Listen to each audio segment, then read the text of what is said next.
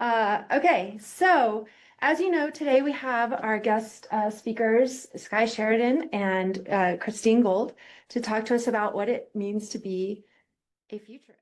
Kind of show you some things, but I want to let you guys know that you guys are just as expert, like committed to answering all your questions. So write them down and make sure that Jenny gets them so that Professor.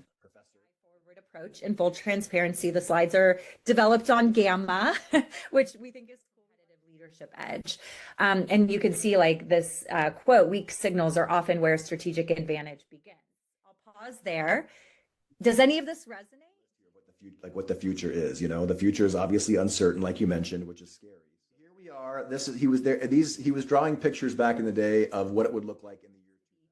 Applying futures thinking. You can really work across any organizational function, whatever you decide to do in your career, whether that's research and development, innovation, communications, marketing, policy, HR, culture building, and residence. Number one is like analytical thinking. So being able to take the creative exploration and playfulness that you unlock with futures, but then translate that into opportunities, Together. right? Like in our own, I'm just trying to think how this applied to our own field, like during the ag tech time. Like, give an example.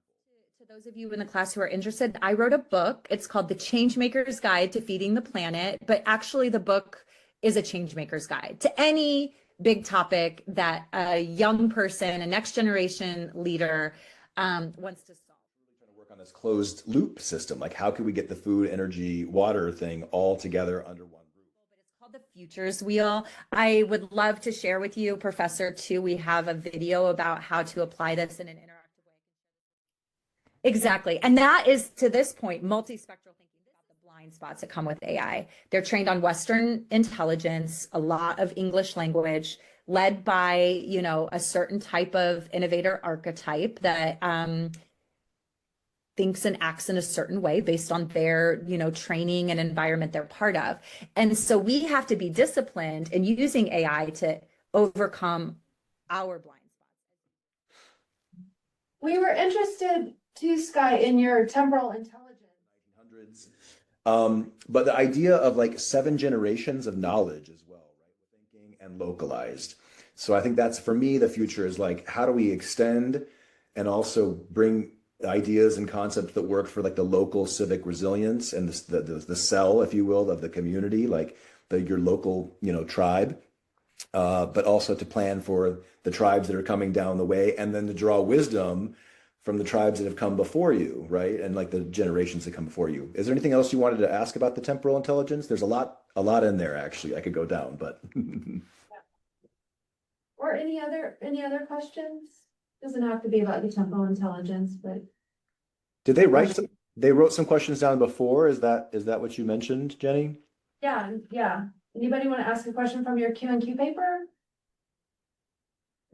I think I'm interested about how like spiritual or like kind of ancient traditions can intersect with technology, how they can make a hybrid system. I love that. Yeah. I mean, obviously, I think the ancients, there was technology that, was really, really amazing that we still can't even figure out, right? How they build. Fertility and more. I'm working with a startup in Mexico that is actually taking AI to help recommend biochar recipes based on the specific soil type and available biomass, which is basically like leftover crop residues. Go ahead, Eliza. How do you balance imagining multiple futures without becoming like overwhelmed or indecisive? Go real quick. Gosh, that is like the $1 million question right now, right? I wish I had it here. I can send you a picture of it afterwards.